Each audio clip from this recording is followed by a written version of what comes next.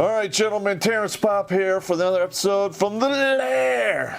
And got a couple of things I want to run by you. I got some advice questions, which I'm probably not going to be good at these ones because they're asking the wrong person.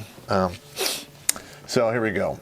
All right, one, I came up with a couple new show ideas. This one's a little off of the topic that I usually am on, but I don't know. I came across it a couple months back. It was an old article about an individual who wants to do a head transplant onto a new body. I don't know if they've done it yet or not. It was late, I was drinking a little bit, but it brought in a whole bunch of fucked up questions into my fucking brain pan. The uncomfortable, awkward ones, and if you guys have any other questions that you think that would pertain to this show, send them in here. I need like 15, 20 max to cover 15 to 20 minute episode on that. Okay, we have another one that we've been working on. I came up with this a while ago. We just haven't had enough time to, you don't have enough time to sort through all the videos and shit because, we work. I work, he works, we got fucking jobs and lives and shit. But I call it fucked up but funny. And, basically, you see some fucked up shit out there on YouTube or wherever. And it is funny at the same time. Now, I'm not talking about people getting their heads sawed off by Al Jazeera. That's not going to work. But, people fucking around, falling to their death, or, somebody with, inappropriate Tourette syndrome in public spaces, shit like that, fucked up but funny. Where you can send me the clip because it is fucked up but funny, but you would never make that comment to any of your friends because you want to be politically correct. Well, I am not bothered by that at all, and it'll come with we get enough put together. We'll string them all together with some of my commentary in there, and we'll piss off some people. Pretty much the libertards who get their feelings hurt, anything. All right, this individual wants to know, I've covered several articles from the British news sites. Aren't you in the USA? Yeah, but, England speaks English, and we speak English for the most part for, in 2/3 of the United States. The rest is Spanish. But, England and Europe is getting hit a little bit worse than us here by the whole feminism bullshit. I think that we're going to be coming up pretty quick on being fucked up like England. And the only really thing that we have that would save us is that we have guns. Okay, somebody wants to know, do I play video games? If so, which ones? I really don't play that many video games anymore. If I have free time and I'm in my right mind, I usually write. I'm working on a couple novels, and I'm writing up a novel idea for a science fiction batch of books I want to write in the future when I get some time. Usually if I do fire up the Xbox, it's like a first-person shooter game. I play that for like an hour or two, maybe two tops, then I'm bored with it, I move on to something else. Though I do like real-time strategy. I was big into Red Alert and Total Annihilation and all those other real-time strategy games like StarCraft and such back in the day. Really haven't played that many over the past, any of that for the past 5 years. So, if they're still out there, I'll probably get back into them sometime when I have time. But, it is what it is. And I want to, put a shout out to, I think he's still around, I'm not sure, but this is a few years back. I had surgery, I was laid up for a month. I think it was like 5 or 6 years ago. And the guy was like John something or other 313, in the area code 313 is in Detroit. And at the time, he was like 8 or 9 years old. And that's what he sounded at the headset. And that motherfucking kid hunted me down and killed me like 13 times in this one episode. I was trying to get his address because I was gonna mail him a bottle of Jack Daniels because he fucking earned it. But he's a kid. What are you gonna do? But he whipped my ass, and I still hurts to this day. It's been like 6 years.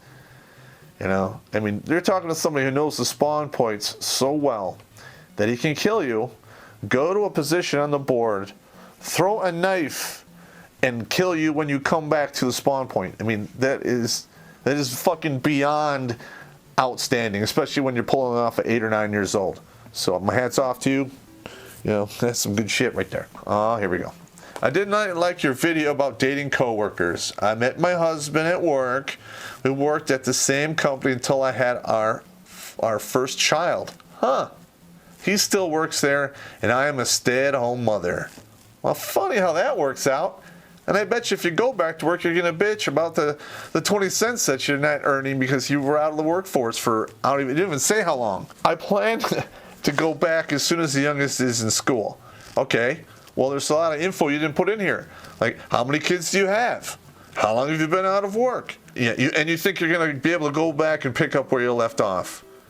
I mean, fuck, dude. If you have like 2, 3 kids and you wait till the youngest one's 5, you know, you're probably 8 years out of work. If you have 3, 7 years, if you have 4, that's if you lock them and cock them like one after the other. So by banging you at work, he basically threw his own flying crossbody cock block indirect into his own ass, because you're going to come back to the work where he works or try to get in there and pick up where you left off. Well, he's basically lived with you, married you for the past X amount of years that you did not disclose. And so he has to see you all fucking day. You're probably got a torn up downstairs mix up, a couple bear claws, tree rings, tiger stripes, the whole deal. Probably sporting a second scrotum, if not going full paritis. So he has to see you all the time out of work. Do you think he's really be too geeked on you coming to work with him so he sees you all day and all night? I don't think so. I don't know. You're heading for a divorce. If you're going to go back to work, go work somewhere else. Because you're fucking him and yourself if you try that. All right, that's it on that. All right, dude, you want this? All right. Is it normal to jack off more when you're married than you did when you're single? Okay, dude. Yes and no. It all depends upon are you still in the honeymoon phase or not? Did she get ugly on you? Are you just sticking around just to be with your kids? I don't know. I mean, if you're not getting any action at home, then guess what? Somebody, in the end, somebody needs to go because someone needs to come. That's just the way it is. It's just the brutal truth. I mean, you asked the question, I'm telling you. So, all right. Been divorced now for 7 years and been mostly single since. Mostly single, what does that mean? Date 3 to 5 months, date 1 month, date 6 months, go out with a woman for a year, or just, bang some chicks on the side, assuming that you can still do that.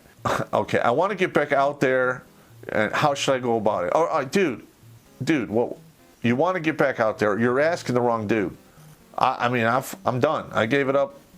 I have like another year and a half to go, then I'll hit my 7 years being totally single. And then I'm going to make a judgment call if I'm even going to go back to even fuck around with that shit. Because it takes up a lot of time for the amount that you can sink into it. It's just not, in my opinion, it's just not worth it.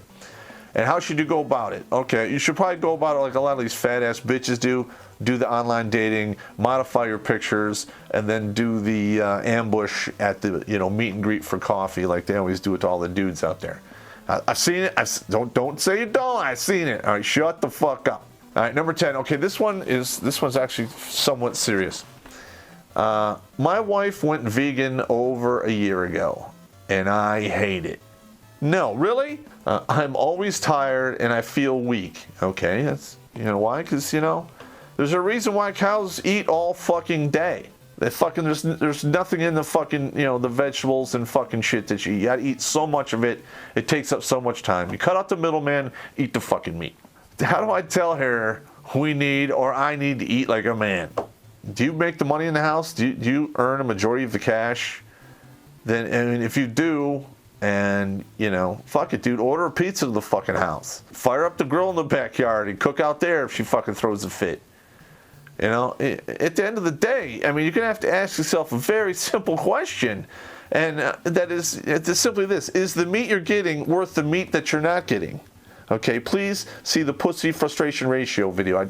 I covered this lightly in there. But typically speaking, when the wife goes on a diet, guess who else goes on a fucking diet? You do. And if you have kids, they go fucking on a diet too. And if you have kids and she's a vegan, that means the kids are eating like vegans. They're not getting enough fucking nutrients, protein, all horse shit that they need to grow up good. All right? I'm just putting it out there. It's fucking selfish. Yeah, you're saving an animal here or there. So fucking what? All right? There's a reason why we're top of the goddamn food chain. And it's basically because we use guns, knives, and know how to build fucking nefarious bullshit. All right, that's it for me for today. I got up early this morning, so I filmed this one a little earlier. So while we're at it, gentlemen, don't die. Don't go to the ground. Wear a condom. Take the condom with you. And if she's not worth driving a mile for, don't even call her back. Talk to you later.